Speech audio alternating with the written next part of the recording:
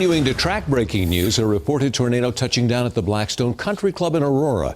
This is near South Powhatan Road and East Smoky Hill Road. Our 7 News crews were there right after it happened, and Lance Hernandez is there live now. Lance, at least 2 people injured.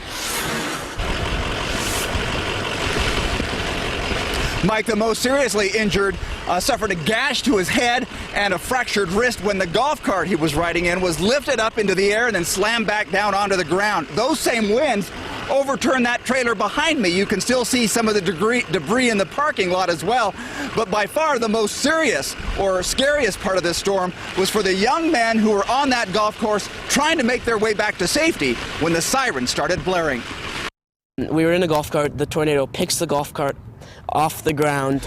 You can see the rotating winds on this home video shot by a neighbor. That neighbor told us that initially he thought the white things swirling around were birds. Then as it started coming closer, it was getting closer to the house and the golf course, and then we could see it was paper and debris and tree limbs and stuff. The twister rolled over their house and onto the golf course behind it. That's where it picked up the golf cart. What was that like? It was pretty scary seeing the tornado. I mean, we were pretty much just stuck in the middle. We knew we couldn't go back. We just had to kind of go right through it. Paul Cleveland told 7 News that the tornado only lifted the cart up a few feet, then dropped it like a ton of bricks. After the tornado passes, I look on the ground, and the caddy who we rode on the back of the golf cart, his head was under the tire.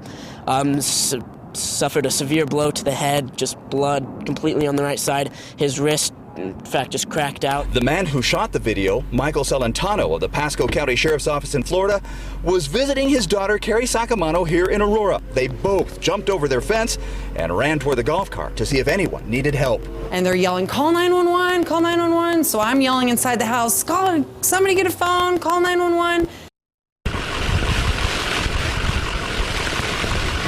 And Carrie Sacamano told me she grabbed her first aid kit, then ran out to try to help the 3 people who were in that golf cart. It took ambulance crews a little while to get there because of the fence around that property.